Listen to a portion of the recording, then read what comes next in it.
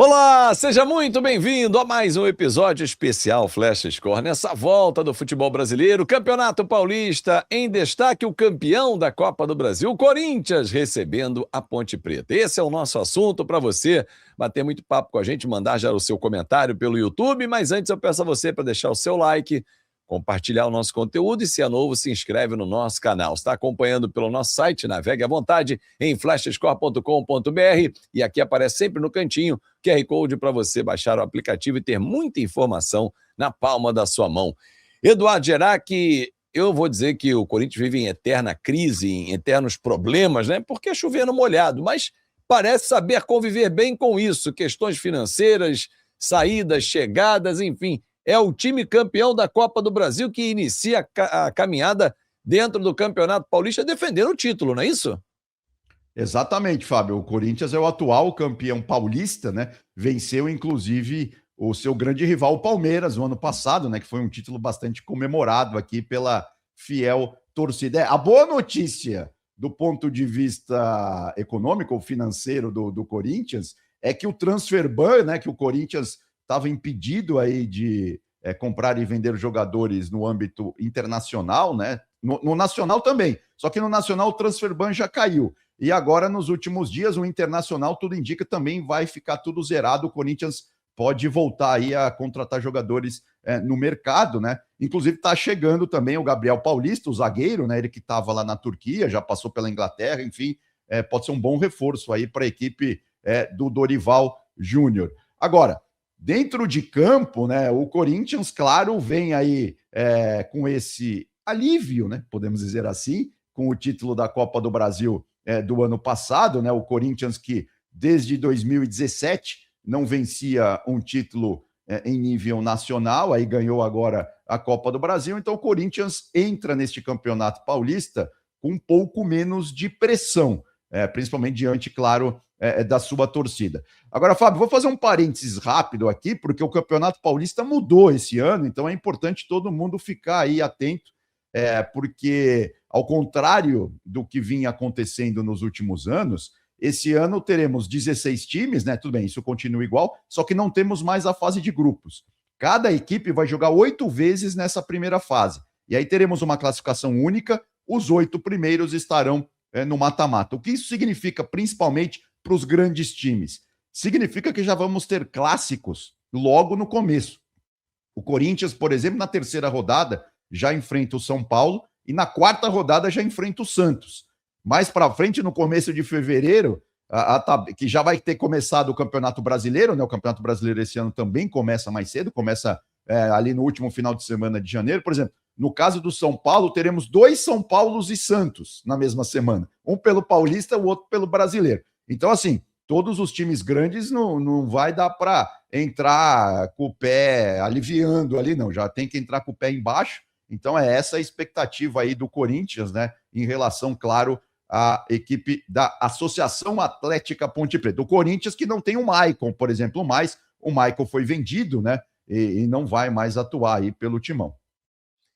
Aliás, o Michael preferiu jogar no Atlético Mineiro, né? Na hora da negociação, dividiu a bola, ele preferiu ir pro Galo.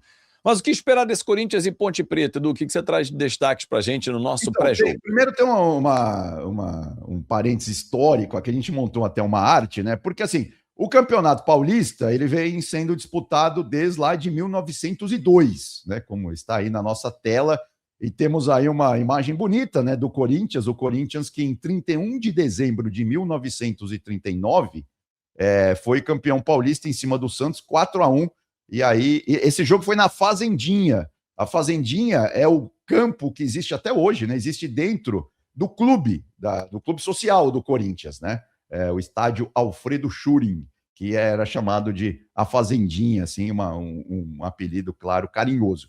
E aí, Fábio, tem toda essa discussão aqui ainda, né? Se o Campeonato Paulista vale, se não vale, mas enfim, em termos de listas aí de ranking, né?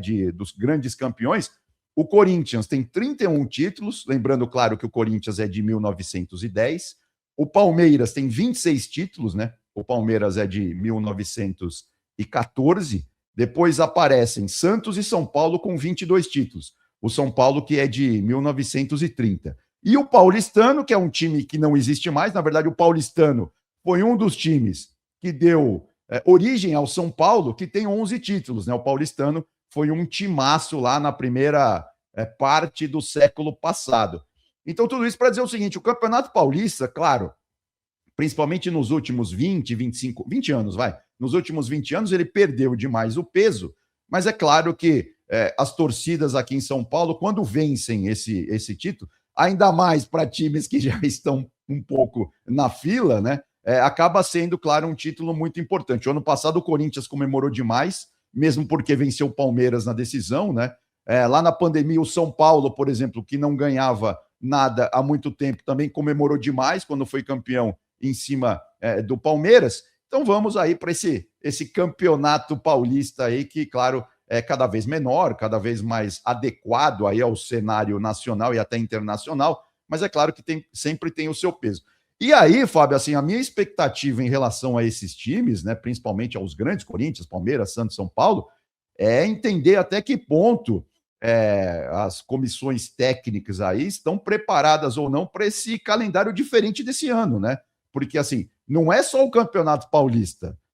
Daqui a 15 dias já começa o Campeonato Brasileiro também, né? Em fevereiro já começam as competições internacionais, né? Fevereiro, março, enfim, dependendo da onde o time está colocado ali, se é Libertadores, Sul-Americana, fase preliminar, fase de grupos, enfim.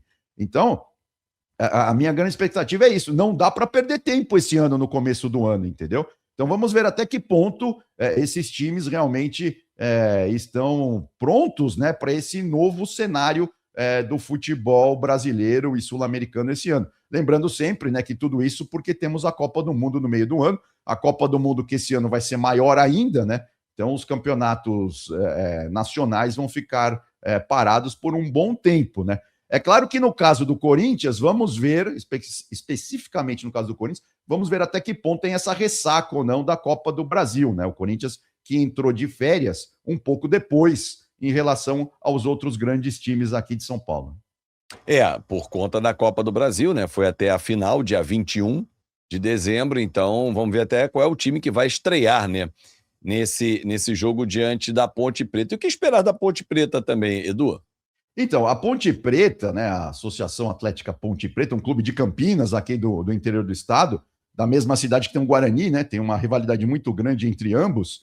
A Ponte que no ano passado conseguiu subir da Série C para a Série B, ou seja, a Ponte esse ano joga a Série B, ela foi campeã, né, da Série C, e o Guarani ficou na Série C. Então isso já foi um motivo de muita rivalidade, né, entre bugrinos, né, os torcedores do Guarani e os ponte-pretanos. Agora, a Ponte Preta passa também por problemas sérios de grana, né, fora ali das quatro linhas. Então, esse é o primeiro ponto.